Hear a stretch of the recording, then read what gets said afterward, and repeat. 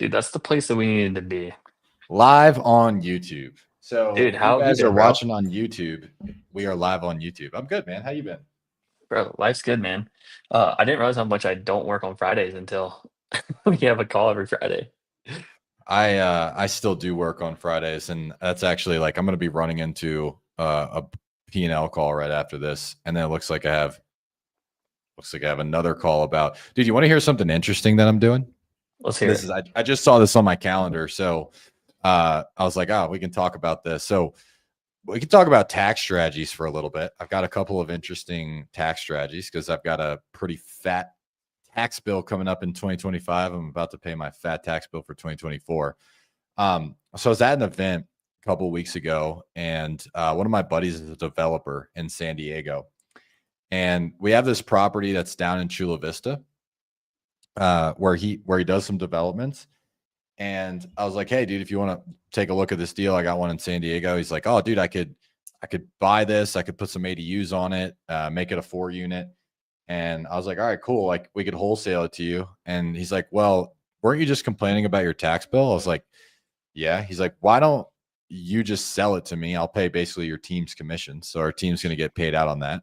You come on title with me, and then we cost seg it.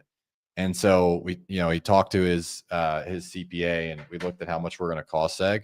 And so if I wholesaled it, I'm going to make like 20 grand. If we do the cost Mhm. seg, I'll get like 100 grand of losses from the cost segregation. So it'll be Nice. like it'll make me more money. I'll pay a lot less in taxes. And I've never done anything creative like that. I'm not going to have to lift a finger. I'm not going to have to raise money for it or anything like that. He's going to do all of it. But then I'm going to do the cost seg, so I'm going to get the benefits. So I've got a call right after this on my calendar to call him. What do you do for taxes, bro? Dude, that's actually pretty cool. Yeah, for taxes, I'd say main thing is whatever my CPA tells me is the first thing, but no, on all seriousness. Um, dude, I'd say for the most part, I don't do anything crazy. I just try to get into like the what is it, the 24% tax bracket.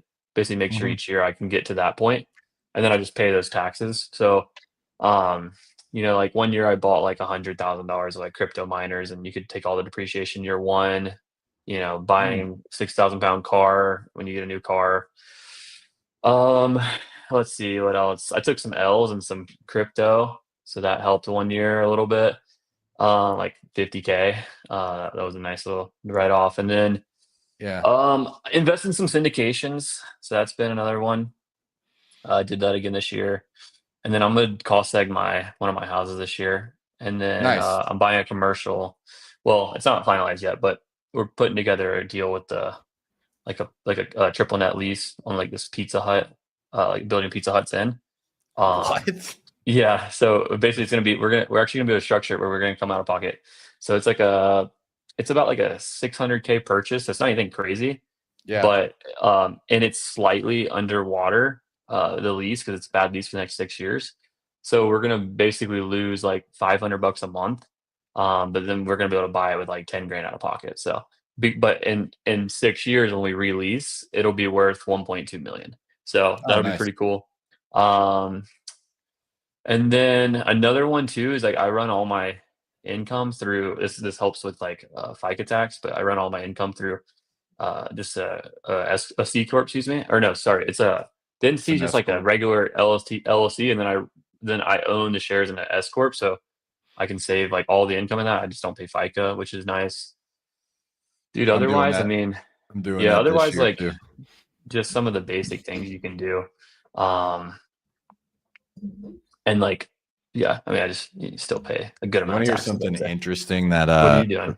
so this is the so I'm Oh, one other thing too, a side note that I'm yeah. doing this year. I learned about this year, is if you have a basically like a solo entity that no one else owns any shares in, you don't have any W-2 employees, then you're able to take that salary, and so basically you can every year invest into like a Roth IRA, which I'm doing this the first year. So you can do 21K into the Roth plus 25% your salary for an employer match.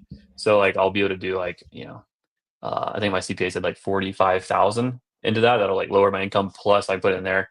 And he said then I'll do like then just do loans And That's what I then was a couple wondering. deals a So year in there. that's always what I've been hesitant about with that strategy is like I don't want to tie my money up until I'm 60. You know what I mean? Like I have real estate, so I could just live off of that when I'm 60. It's like that was Mhm. my hesitancy. But you're saying you're just gonna pull loans from it. You can just loan against Yeah, it. he said you can do loans against it, and that's like the strategy. So it's I like got a a crazy one collateral for you. loan. What's that? So this I've never heard of this, but there's a guy who runs one of the masterminds I used to be in, and they have a TV show. And basically, what you can do, it's like a 4-to-1 write off. So whether I invest like 50 or 100 grand, let's say I invest 100, I'll get 400K back. So it sounds like they're doing something similar to a cost seg. Mhm. Now there is activity, like we have to participate and stuff like that inside of it. But if I invest 100 grand into this TV show, which honestly, if I invest 100 grand, I lose 100 grand, but I get a 400K write off, like whatever. I think Yeah. it could completely bust. And the guy that ran it told me that he's like, yeah, like this is really, it just makes sense for as a tax strategy. And so that's one of the things I'm just finalizing the So he's doing details a with my TV CPA. show. Yeah, a TV show, and then somehow I'm assuming that they're doing like a cost seg on the equipment because I'm guessing the Mm, TV show is yeah, makes sense. expensive. Heavy I equipment. probably Yeah. shouldn't even be talking about this live because I don't know what the hell I'm talking about, but I have a good CPA who basically grilled the guy and was like, "Yeah, this is everything you got to watch out for, but if you want to do it, I mean, you can definitely do it." So this has been my year of like in the last 2 years, I've had apartments that I've been able to do cost segs. Hmm. Like the hotel we did a cost seg on, and I got like 600 grand and losses from that in 23, and then we did another one in 24. So I haven't had to worry about some of the crazy strategies because I just we wouldn't even raise money. We would just buy, like me and two other guys. It was Dave Pere and one of our Hmm. friends, Hugh. We would just buy apartment complexes or buy like a hotel or something like that, and then we could do a cost seg and we could take it all.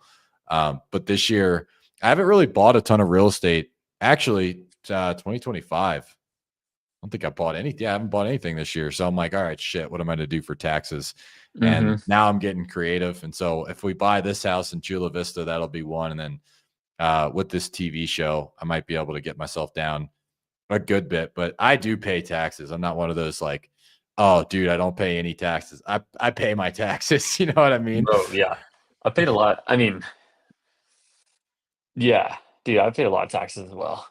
Yeah, but it actually There's a lot helps of taxes. because I'm gonna be buying a house in Miami Yeah, in the it's way next. easier, dude, when you have an actual tax return. That's the only thing that I'm worried about is if I do all of these cost segs, I'm just the next thing I'm trying to figure out to finalize Hmm. is can I qualify, can I buy a Yeah, house? Because Miami, dude, like the places that I'm looking, you can't buy a house under 1.5 million. yeah. And so, you have to You need like at actually least show some 350, four income. hundred of income. Yeah. So, or I guess it'd be closer to 300. But uh, so I have a good loan officer friend who can unwind all that stuff.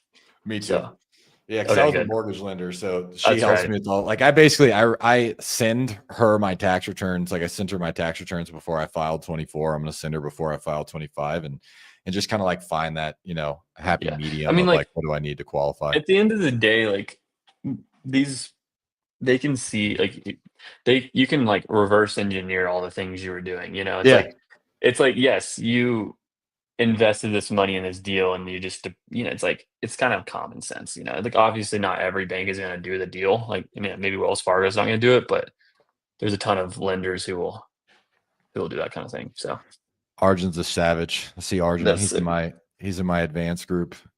Dude, I love seeing these. Arjun, I don't know if you're still on, but are you 19? Are you 20? Young That's kids, dude. crazy. Like you were young when you got into wholesaling, though. Weren't you like in your early It's 20. 20s when you started Yeah, like making? 20 or 20, I think it was 20, like I just turned 21 like right when I started, so I was like did think the yeah, I turned 21 like right when I started. How old were you Did, when you started making like how old were you when you crossed 7 figures? my business Yeah. first year 700, and then so I turned 20. Yeah, so we did our first $1 million in total revenue in a year. We did in the first like 6 months of me being 22. Yeah, that's great. Dude, when I was Yeah. 22, I was fucking sitting in a bush or in a building with a sniper rifle. Like, that was my I wasn't even thinking about real I didn't even know like people bought houses back then, dude. I was a retard when I was Did 22. you use a I VA was loan to buy like your first couple of deals, or how? I used the VA loan to buy my first house. I bought it for like 450 grand. I sold it for 670 grand. That's And it nice. went up in like 2 years. Yeah, I bought it in Southern California. So that was my first house. It's funny, like I've told this story before.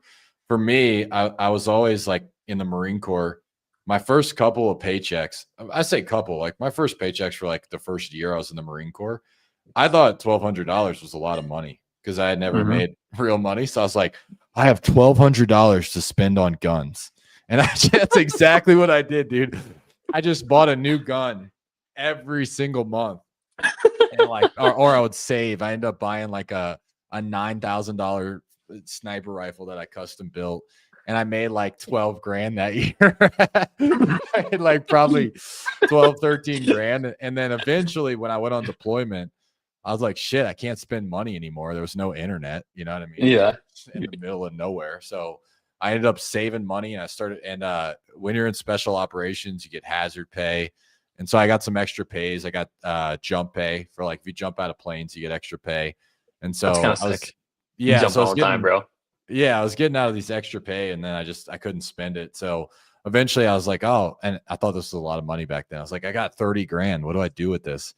And some officer But in when the you have zero military. life expenses, you're like, that's a ton Oh, of dude, money. yeah, I was living on a freaking ship, bro, and like in the or like in a tent in the Middle East, and like I didn't have a single expense, and so yeah, all I had to pay for was I didn't have to pay for anything actually. Now that I think about it, my meals were covered, everything was covered, so I was completely good. So I saved a bunch of money, and then that basically just was like, all right, what do I do with this? And that's how I got into real estate. But I don't think I really got into real estate until I was 25 or so.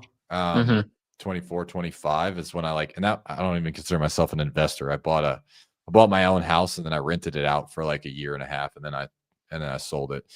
That was like my first investment experience. Yeah. Then I bought a But, but but duplex. but then you made like 200K and you're like, dude, I'm a genius.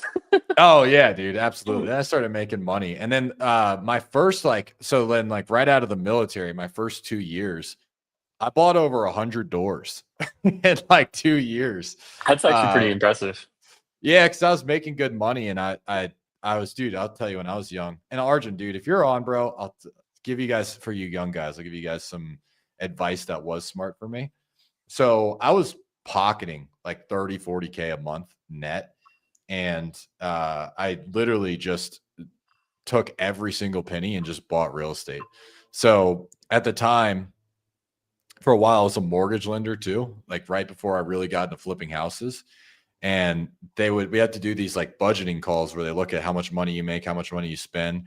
It'd be like every other month, it'd be like 60 grand would just empty my account. It's like I spend like 60, 50 grand, 60 to 70 grand. I'd buy a house and then I'd like get my savings up and I'd just do that. And it was a good decision, man. Like, I hopefully you can still do that right now and it makes sense. I know you can buy cash and it will make sense, but I lived with like friends, and so I'd live in a bedroom, and my expenses would be like $1,500. At the time, I was young, so I was dating. So like my main was expense like taking girls out out to like dinners in San Diego, and that was it, bro. Everything else, I didn't even buy a nice car until I could make the month. So like I bought a $60,000 car when I crossed $60,000 a month, and so everything was like super super cheap for me. And that's what you got to do when you're young. So Arjun's 18 right now, Dude, getting that's into crazy. wholesaling. Imagine you're Yeah. 22, dude. You're going to be making at least 7 figures a year if you just stick Hmm. with it. That's 4 years. I don't know very many people that stick with it for 4 years and don't make 7 figures if they do all the right things. They get the right coaching and stuff like that, and then just buy real estate. And you pretty much set yourself up in like 5 to 10 years. 100%. Yeah, dude, I'd say like if I could go back and do it again, I'd say that was my biggest dumbass mistake is not buying real estate whenever I was started Interest making rates money are and low. instead, yeah, exactly. And then I just instead spent on stupid ass shit and lost a bunch of money on investing in crypto and all kinds of other things. I Well, probably lost. eventually, I think I lost like $250,000 just doing some dumbass shit. eventually So I lost a shitload of money. So in 22, when the interest rates flipped, I had 5 active flips, and so I lost a bunch of money. It caught up to me. I did eventually lose a bunch of money. I think Um, that's inevitable, bro. It's like if you're gonna level up in the game you're playing, you kind of have to learn these lessons along the way. oh yeah, you're gonna. I don't know very many people that like have really broke through that haven't at least lost a good chunk of money at some point, because you got to Hmm. learn your lessons. You know what I mean? Like Yep. eventually you learn your lessons. And at the time, in 2022, we were buying houses. So like in Southern California, estimate would be like 690. We'd buy it for like 650. And then we'd put like 40, 50 grand into it. And the only reason we made any money was because the market was appreciating so fast back then that we would just sell it at a higher value. Otherwise, like if the market was just the same like it is right now, we would have lost money on every single flip that we would have bought. And so that was the only reason we made any sort of money. And I used to think that I was like hot shit back then too. And I was like, oh, I'm a closer. I can close deals because I was buying properties for like 90% of this estimate, 95% of this estimate. And the sellers were ecstatic too because they're like, oh, I actually did get a good deal on it because, their house, they're They got a pretty much quick, getting, fast closing for almost market value. and that was happening back then. And then eventually everything came down. Our worst one was a flip in Palm Springs. So in Palm Springs, you could buy a house for like 750,000. You could put a couple hundred grand of work and sell it for 1.2, 1.3. But then like at the same time that the market started to shift, the short-term rental regulations started hitting. And so nobody would buy those luxury properties anymore. So that was the biggest hit we took. We took a huge hit on that property. Yeah. And Ooh, Palm at the Springs flip, also was ripping, from what I hear. I it wasn't was ever in that ripping. market. It was like ripping on the way up. Like it was Oh, going, dude. like it But was then it super high. ripped just as bad on the It's way like, down. yeah, What do you think about I think that there's a lot of people now that are realizing that Airbnb is not the move, like STRs are not the move right now. What do yeah, you think about that? dude. Yeah, bro. So I have actually a lot of friends who are pretty heavily invested in this space, including Yeah. one of my friends. They had a company, or they actually sold it at the beginning of the year. But Mhm. they were doing like 7 million a year selling like Airbnb arbitrage as like an investment opportunity. Mhm. And they were crushing it. And dude, basically the what happened is like because so many people got into Airbnb, there's like so many Airbnbs and they all kind of look the same. And Yeah. they went from like on their portfolio, I think they have like 4 houses, probably about like maybe five. I think they have 5 houses, but probably about like a 5 million to probably $5 to $6 million portfolio that they have. And they went from like making like probably like 30K a month, like after all expenses or whatever on their portfolio, to like now they're like breaking even. And they Mm. had like some of the best Airbnbs in Denver. But just because Yeah. everyone like copied them, used the same strategy, and then now there's like a million homes that look just like it. Um, and so like that's the thing. And like one of my other friends is like, and so my point is like that business model is way harder. And one of my other friends is like works at the largest brokerage for Airbnb like buyers here in Denver called Good Neighbor. And so he does like 40 deals a month, or excuse me, 40 deals a year of just helping people buy Airbnbs. And he recently bought a house out in like he basically what he said the only deals he does now are in the mountains where you can basically drop like so I'll give you an example of the deal he did. He bought a deal for or a house for it's a weird house. I can pull it up and show you, but it's like he bought it for like 700 to 720 maybe, something in that neighborhood. He put 250K into it. Um then it appraised for like 1.4. And Yeah. then Those are they're wins. booking, and then now, and they pulled all their cash out, or like they pulled like 200 grand out, and so they have 50K left in the deal, and then they have they're booking on average their average nightly rate for December, which is like probably the slowest month for that area because it's not a ski resort town, it's just like in the mountains. It's like $1,200 a night is their average nightly rate, and Yeah. their all in expenses are like Luxury 15K. it's crazy. Luxury, everything is still, I mean, there's always people that are Hmm. making a shitload of money. So luxury, Yeah, everything does well. Like yeah. you go, there's a store that sells watches out here, like all the high end watches, like the Richard Milles and stuff like that. and they're like out. You know what I mean? Like Yep. luxury always does well. So Yeah. Valente Aguilar said, dude, we could talk about this for a little bit because I think there's some people that are feeling this in today's market. Hmm. There's a lot of I had people a PR fucking. conversation about this conversation, not this that conversation, but this topic yesterday with some of my clients. Yeah, there's a lot of people crushing it right now because I think that seller, like the pain in the market is higher than ever. But it's also tough because interest rates are high. Buyers are skeptical. People are just skeptical in general of the overall economy. So we could talk about this. Valente said, "Was there a point you almost quit? What was it that made you keep going?" Um, so Chandler and I have both had a, some tough times in our business. So like I know for me, I openly talk about losing, like literally being in debt 600 grand after losing all this money on flips and having to wholesale my way out of it. And then for you, similar time frame, right? You guys, your pipeline like dried up a ton and Yep. you Yeah, had we ended up losing 200 probably and like 350K over like a 4-month period. yeah. So, How'd you get through it? dude, it was honestly, I'd say the first little bit was like a really like hard on the ego, I'd say, like just accepting that you're not you're not winning, I guess is the best way to describe it. And so Yeah. once you get over that mental hurdle of feeling really sad for yourself, dude, honestly, it was fucking hard, dude. Because you have to like detach, like for us, like we grew too quick. So our expenses were like 250K a month was our break even. And granted, the last like up to that point for the average for the 4 months before, we were averaging like 350 to 375, somewhere in that neighborhood. It was like our Mhm. average revenue. So we were still doing pretty well. But because we grew fast, we didn't have like the best people on our team, and we kind of had a lot of fat. Yeah. Uh, we felt like, oh, we were so cool because we had a big team. We had all these deals we were doing. We were getting like 25 contracts a month, but then like most of them wouldn't sell because our systems kind of sucked, and the whole nine, Yeah. right? That everyone experienced. And it took us probably like 3 months just to like actually have the balls to be like, okay, we don't actually know what we're doing. We need to like lean down and like rebuild it. And then once we did that, we basically immediately started to like become profitable again. Um, but the problem was we did that going into the second half of 2022. So it's like, while yes, we were operating way better in like November, December, and January, it's just way slower in general. So we still kept losing a little bit of money until February and March. And then March, we had our biggest month ever. We closed like 502K. And like we kind of got it back on track. But most of it was like leaning the team out, leveling the team up, making everyone step up as leaders, and like as owning their own role, like fully, and then just like really, really leaning out everything we did. So like we went from like an 80K marketing budget to like a 40K.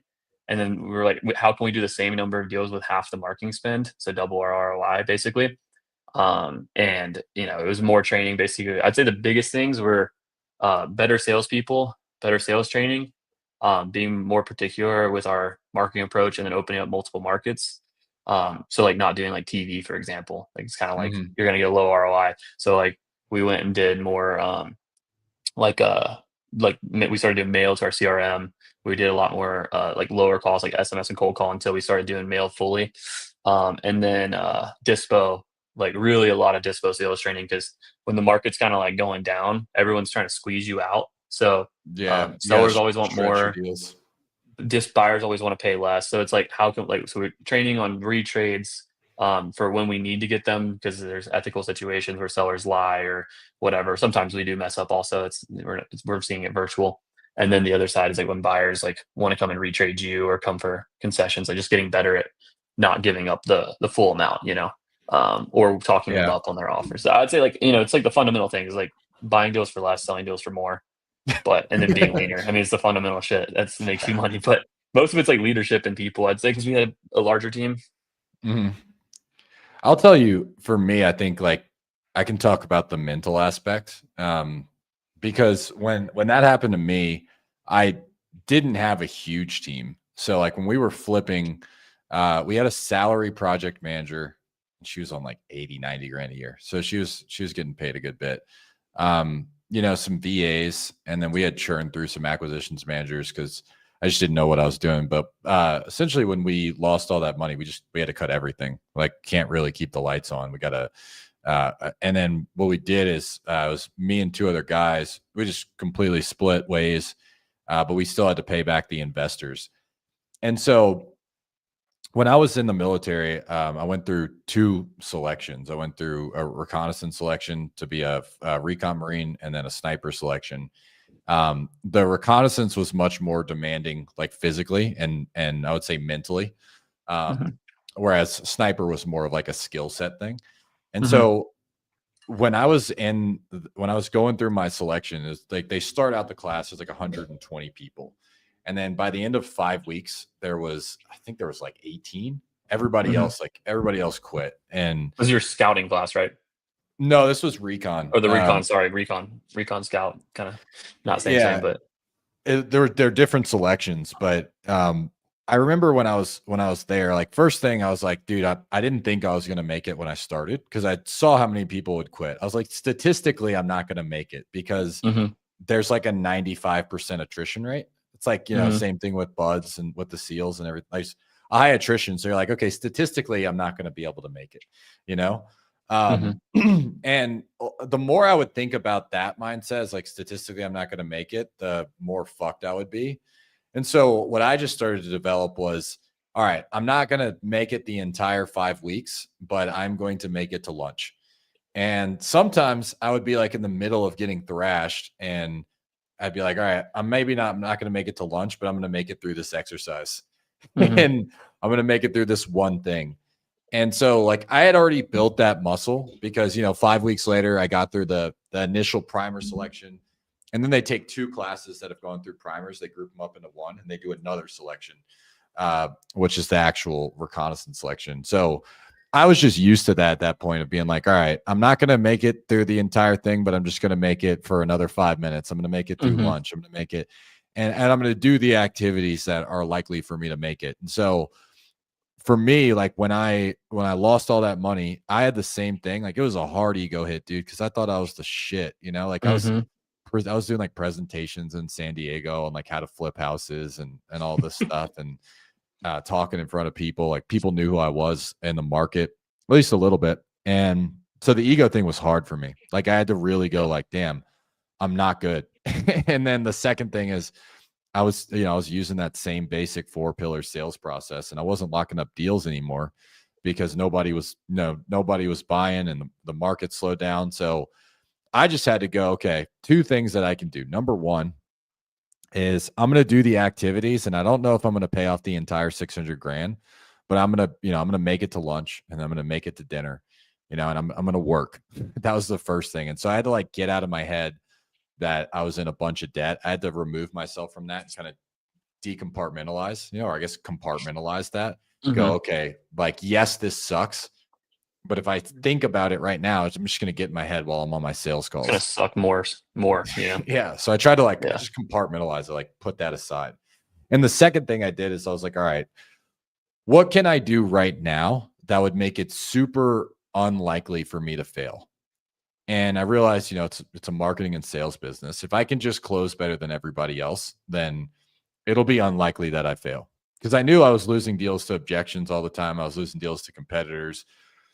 I didn't know how to overcome a single, like I would get a think about objection. I'd be like, what do you need to think about? You know what I mean? And like I would get a price objection, and I would start talking about the comps. And so I didn't know how to do any of that stuff. So that was the first thing that I focused on, was just like the skill set.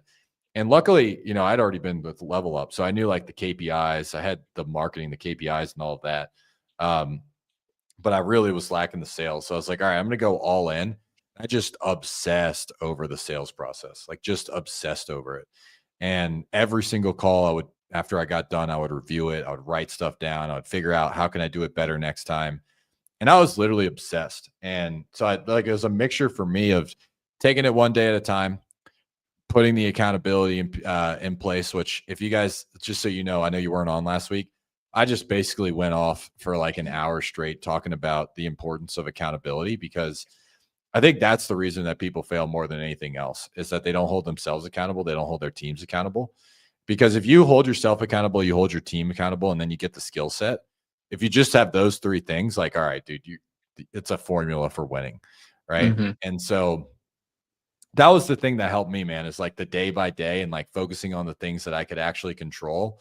And I'd have to like really compartmentalize and go, okay, let me get this out of my head that I have this looming cloud, $600,000 worth of debt. And I would just chunk it out, bro. Like I'd hit finally I started getting some traction. I had my first 140K month, 90 days in. Took like 120 of that, just put it into the debt and just fucking paid it off, sent the wire. And that even hurts too, because Yeah, I was gonna say that had to not feel good. dude, that hurt because the You go to whole the bank, they're like, time, "What's this wire for?" well, I didn't, yeah, I was sending the wires, but I remember I was my girlfriend was really helpful at this time too. I'm still with her now. We have a kid, but I would always bitch. I'd be like, man, if I just wouldn't have fucked up, if I wouldn't have fucked up 2 or 3 years ago, we would have netted 120 grand and I could just put that and buy another fucking house, or I could have do this. And I would tell her that all the time. She'd be like, why are you saying that? Like, why, how does that actually help you to think about the fact like you're paying off your investors, you're paying off your debt. You learn from your mistakes, right? I was like, yeah, I did. And so that helped me a lot too. But That's like, cause it good. was painful sending those wires. But two things that, like, one, I sleep well at night knowing that I paid off every single investor. I paid off all my private money investors, all of my lenders. Everybody got paid off. Everybody got made whole. Um, I imagine that they'll invest with you again. yeah, I'm more like Dave Ramsey now, bro. I don't, and maybe one day I'll have to break through that mindset. It's like a limiting Mhm, belief. It's like I touched the hot stove and I got burned. And I'm just thinking like, I've proven now that you can be successful without taking out leverage. And mhm. successful, like, meaning like you can make a good income and run a business without taking out leverage. And so I don't see myself in the future taking out a bunch of leverage. My goal is like, continue to buy houses cash. If I have to buy something with leverage, like low leverage, 75% LTV in the Midwest where houses might depreciate, 10%, 15%, but they're not swinging like SoCal does. You know what I mean? Mhm. Um, and so that's my mentality now, is like, just, buy cash, or, buy in areas where they're not going to depreciate and just play it safe. Because I think you can do better if you don't lose than like than maybe getting lucky one time. You know what I mean? Yeah, it's like the Warren Buffett quote is like, "Number one rule to investing is don't lose money." I've never heard that, but I think that was a Buffett quote. I could be completely wrong, but I've heard that before. yeah. That's what my dad always told me. He's like, "Number one rule to investing, just don't lose money." I love that. I love the like the simple things like that are, because when we talk about this video live podcast, whatever we call it, is like just 7-figure wholesaling to solo sellers talking about the market. Most of the time we literally go back to the basic fundamentals, Mhm. like I I, mean, I dude, want I wanted to did talk you about played just sports, right? Yeah, yeah, yeah, sorry. You played go sports, ahead. but it's like that's what we always say is like my coaches every day would be like, good, great people do the fundamentals perfectly every time. And then It's they funny. sometimes make amazing plays occasionally. Yeah.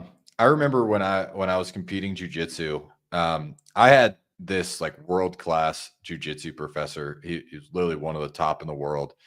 But when we'd work on with his class, he would just be constantly giving us like super advanced techniques. And then I remember going to this gym in Louisiana, and these guys like literally just focused on basics. Like they would just go in the basics and fundamentals all the time. And I would get smoked by them, and like lower belts, like white belts. And I would get Mhm. smoked by these guys because they were just so good at the literal basic fundamentals. Positioning and guard and mount. They're just like good passing, just good. Exactly. I'd be like trying to do these like advanced techniques on them. And it's like they just had the fundamentals down. It's like nothing sexy. It's why wrestlers do so well in jujitsu too. Mhm.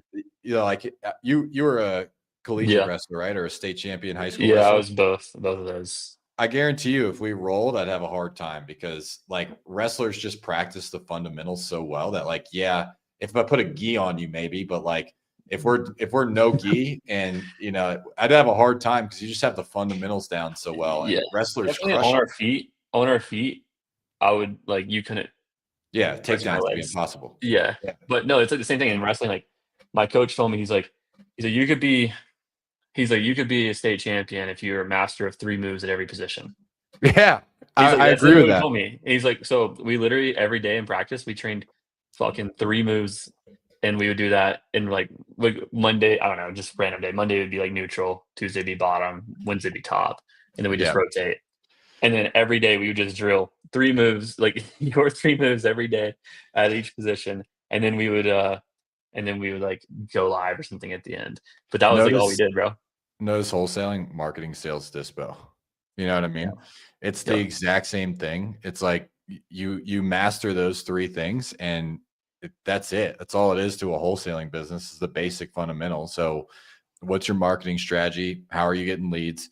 How do you convert them? Which for me is like the pillar I focus on in my business is converting. And then lastly, how do you sell them? And I will tell you, we can talk about this for a little bit because we haven't talked Let's about do it. wholesaling at all. Uh, Seems like that's the general at least topic we talk about. yeah, we do. We'll sometimes just rant, but I know. dude, August.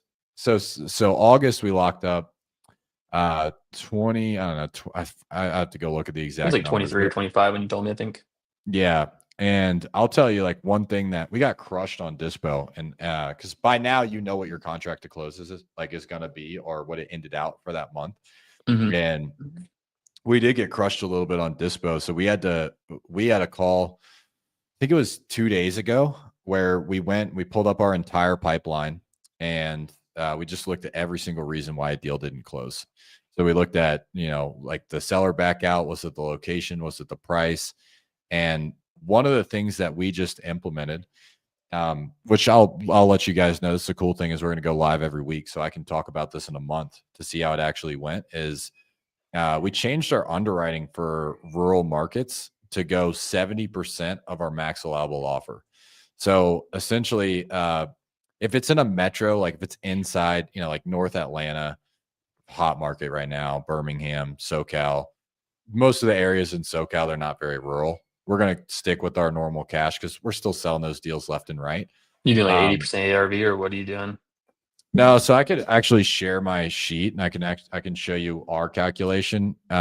We do a little different. So what we do, I'll share it and I'll share my MAO calc. So what we do for our cash offer is we do ARV. We have our desired profit, our repairs, and then Yep. our investor return is going to be 10% of whatever the ARV is. That's typically what we see from our investors is they want to make 10%. And so our formula is 0.95 times the ARV. So like what the Discounting it. investors, yeah, from that's actually for closing costs and commissions when the investor flips it and sells it. I got you. Um, That makes sense. Minus our investor return, minus the repairs, minus our profit, and that's where we come up with it from a cash offer. And then for a rural area, like you can see, like if it's a rural area, we would offer 56 cash, 57 cash for 150K property. And then for or that's for a metro, and then for a rural, we'd be at 34. So it Yep. is significant. We still do the same thing for like for our novations. So if it's move-in ready, meaning like it qualifies FHA VA, we're doing list price as is, desired profit. And then one of the things that we realized was a flaw in our underwriting that we started to change is we would look at novations as like okay, there's properties in the area that are selling for 200 grand that aren't in the best condition, and so we'd go, okay, we're going to list ours at like 190, right? Whereas what we've decided now is if it's either like it is in good condition, meaning it's going to qualify FHA VA, that is where we use the actual list price. We use the comparables, and we're going to go list price as is, or it's not FHA VA qualified. And so we're actually running it pretty much the same as a cash. We go a little bit higher than our cash offer, but it's like we're going to put it on the market, but it's going to be a cash investor anyway. And that's Yeah. how we're underwriting because we didn't differentiate the two recently. And holy shit, that caught up with us. So Yep. we're going back to underwriting. We're still doing everything else on the dispo. We're doing outbound and all that stuff, but I'll let you guys know how that goes. Might, Yeah, that makes sense. yeah. Go ahead. Sorry. I was saying it's probably going to affect our contracts a little bit. So Yeah, right now we're getting about 6 a week. We're probably going to go down to 4, but I would rather have 4 contracts have 3 closed than 6 contracts and 3 closed. You know what I mean? yeah, Like, it's way so better. way more better. Way more better. Yeah. What I are would you also talking about say, with you guys? yeah, dude. So I mean, kind of the same thing is like quality over quantity. Mhm. Because there's a lot of people who there's a lot of topics on conversion rate for dispo that at least I've been having recently with a bunch of different people that I can talk about. But yeah, for novations in general, it's like if you're just gonna give it cut and dry, it's like we're going 90% of market value Mhm. minus minus concessions, whatever we're seeing as like a normal concession in that market. So 2%, it's kind of like a 2-3%, something like that. It depends on the property, right? And then minus out fee of 25, and then Okay. obviously taking out realtor costs and closing costs and that kind of stuff. But that's been Yeah. giving us like where they're like guaranteed to sell fast. I also will say it's like you know, if you're a skilled underwriter, you don't necessarily need to knock it off by 10% because you're actually good at comping and you understand what actually moves the needle. But usually salespeople aren't that way. So that's the hard part. So it's like for me, it's like the person who's the best at comping is comping every deal. That's the most important thing because because right now I think it's more important to have like accurate, reliable numbers than to just like let it be anyone. But like for example, I saw this like what I was referring to is like I was just comping this deal in Denver. Um, the guy was like, I have it. It's actually a pretty funny story. This is actually a good sales topic too. One of my clients hit me up and said, "Hey, I have this deal in Denver, 405K. He wants to sell it in 3 weeks." He's like, "Is it a deal?" He's like, "I think it's worth 480." I looked, I was like, "Dude, that thing's worth 450 to 460 if it's in good condition, based on what you're telling me." And so if you're gonna close that out, like you need to be at like 350. The next day, another client hits me up about the same deal and asked me if it's a deal or not because they know I live there, and he got it for 360. Jeez. Cash flows in 3 weeks. I was like, bro, and I told the other guy, I was like, dude, you should have. I don't know what you did in your sales process, but you definitely dropped the ball somewhere, bro. Yeah. Um, so, anyways, it's a good Do I good know point. either of these guys? We don't have to call them out. Actually, I doubt you do. I doubt Okay. you do. But Um, yeah, because but I but know a my point guy is in like at Denver who 450 is crushes. like yeah. There's like I think we probably are talking about the same one if he joined from you met Yeah. him at one of my events, right? Yeah. He crushed. He's good though. I would Yeah. be surprised if he lost the deal. But Yeah, no, I would be shocked if he lost the deal too. But no, it wasn't him. It wasn't him. okay. Thank God. He would have gotten that deal for sure. Yeah, for Anyways, sure. but yeah, so that I mean, but my point is like if you use the point 0.9 MAO, like it's like or market value, like you would have been at like fucking 400 your market value. But Yeah. I also could see how if you don't know what you're comping and how to like actually look and see what things are selling for, you could have been like, yeah, it's worth 500. So Dude, you want to see something crazy is my dispo rep. So I don't have my salespeople comp. I have dispo comp because they're the ones that are going to sell the deal, and good. I That's just good. prefer it that way. My That's the better way dispo to do it. guy. There is a balance though, because sometimes dispo is hella conservative, which I doubt. I know who is comping for you. I doubt he's going to be like that, but No. you They just want to gotta keep him close in check. deals. Yeah. Dude, so if you go ChatGPT, we created a prompt. It's insanely accurate, bro. So what you have to do is you have to go to agent mode. And if you go to agent mode in ChatGPT and you give it the right prompt, it will comp your properties. And so we wanted to test it not off of like a hypothetical. So we went and looked at, like 4 or 5 deals that we closed in the last 30 days. And we looked at where we locked them up and what our projected profit was. And so we just said, "Hey, tell us what the property's ARV is," and then we plugged into our MAO cal. Came in within five. One of them was like 5K. One of them it was like 10K. But then the one that it was like 10K off, we made 26,000. So like we normally shoot for 30 grand. So it's only like what 5 grand off or so, 6 grand off from where we actually need to be. And Mhm. like, dude, I mean, it is so accurate. And there's a guy, I got to get this guy. I'm gonna do some sort of like podcast with him because I think he's a cool dude. He, I normally like hate most of the other. I shouldn't say I hate him, but like I normally don't. I don't like a lot of the guys that like coach wholesaling. Besides a couple of them, Mhm. um, this guy I think Same. is cool. His name's Matt Beard. But he just posted something on his Instagram that he created an AI underwriter. And so I'm gonna hit him up and see what his looks like compared to ours. So even if I have to pay for it, I'll pay for it if it's good. You know, if it underwrites Yeah. accurately. If somebody, because he said he spent like tons of time working on the prompt and giving it everything and doing like some coding and stuff like that. Dude, if that What's the works, prompt? You man, just input like beds, baths, condition report, like. more teach it like, okay, well, you missed this, you missed that, and just kind of train it is what we're doing. But I don't know what he's Mhm. doing. I just DM'd No, him but when I like, what's saw your that he prompt posted to that. chat? Like, Oh, what do you you like? can Is it pretty literally basic? just, yeah, you can literally Can you just just type say, in? tell me what the after repair value is of this property in agent mode and go run you go try it, dude. Or if you guys are listening, go try it on your deals. And if we can get that down, dude, our one call close process is going to be so dialed because, we take, Prompting's the biggest bottleneck. yeah, it's like 4 or 5 properties that we're comping every day. And then Austin's doing stuff. Our dispo team's selling deals. It's hard to pull them out of that. And then they have to comp on the spot because we're doing a lot of one call closes. And so if we can get this AI built out and we can get it dialed in, I've already, my team's beta testing it right now. So what they're doing is they're still putting everything into the prompt and our dispo team's comping it. And we're just seeing how far off it comes just so we're like have a little safeguard. But everything so far, dude, has been like 5 to 15K within the MAO. And so like good enough to where, maybe we don't make a shitload of money, but maybe we make 15K on a deal instead of 30. It's like, all Hmm. right, I'll take that if it's actually working and we're using the AI for it. And Yeah, then we'll just train it because it learns and never forgets. And it it doesn't takes make like human 10 minutes. mistakes.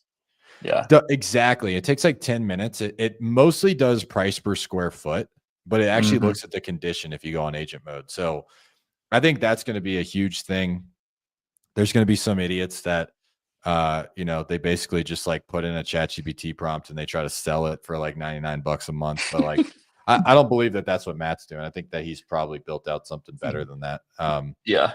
But I know one of you guys is sitting there and you're like, oh, I can't make money in wholesaling, so I'm going to go do that. You know what I mean? I'm gonna mess around with it. I had a couple clients build their own as well. I had another guy build a sales call review AI. Oh I yeah. don't know. I don't know if you've done that or not yet with all your material, but that would probably be pretty pretty solid. No, I did see that smartphone as an integration that you could put 20 keywords. I was actually just talking to my marketing guy. He brought this up and he was like, yeah, you can put 20 keywords. And so I do want to go around and play with that and put words like Hmm. Like, stress. yeah, Yeah, or probably divorce stress. or financial. Yeah, stress, foreclosure, like more like I would pick up on like emotional words. Mm, And like have those like send a zap to me or something, like anything related to like stress, overwhelm, yeah, financial reasons, foreclosure, behind on payments, some of those topics. I don't know how it works if it's like actual AI and it listens or if it just picks up on like a simple keyword. yeah, or Um, like bills or yeah, medical medical would be a good one. And or so I will be behind. playing around with some of that stuff. I love how we are Yeah. talking about we're talking about the basics and now we're going into like Now we're talking about AI. AI and Super not the basics, but it does make the basics better. Like, at the end of the day, it's like, how do you have better conversations with sellers? How are you more accurate on your pricing? How do you yeah. sell deals, more effectively? And like, dude, that's a man, there's like an endless conversation right now because like the market's just a little bit odd, I'd say in general on the sell side. Mhm. But if you're and I think that people who aren't executing at a high level they're seeing all the flaws. So it's like, if they're not, like, I just dropped a video today. It's like 51 minutes long or 52 minutes long. I haven't uploaded it yet because I'm waiting on the thumbnail to come back. But I just filmed it. It's like an SOP basically for like all the things that people have been talking about, like high fallout rates, Yep. sellers accepting offers that are like 20, 30K higher from people who don't know what they're doing, Oh, yeah. which I'm sure you have some good info on that. But from a marketing perspective, like, basically stuff that we do on the digital marketing side from like Jeremy Haynes and like sales rep Yep. video, just like how do you build more trust with people, make them more educated on what you're doing, even though to a degree they're going to do what they're going to do, but at least if they get burned they're going to come back to you. um I also So think if you yeah, don't have the ability to close on a house in 7 days, like you're probably feeling that too. well, for us, I'll tell you the main thing is that objection is becoming more and more common of, Hmm. hey, I've got other offers because yeah, you're right. Other people are using last 180 day solds, last 90 day solds.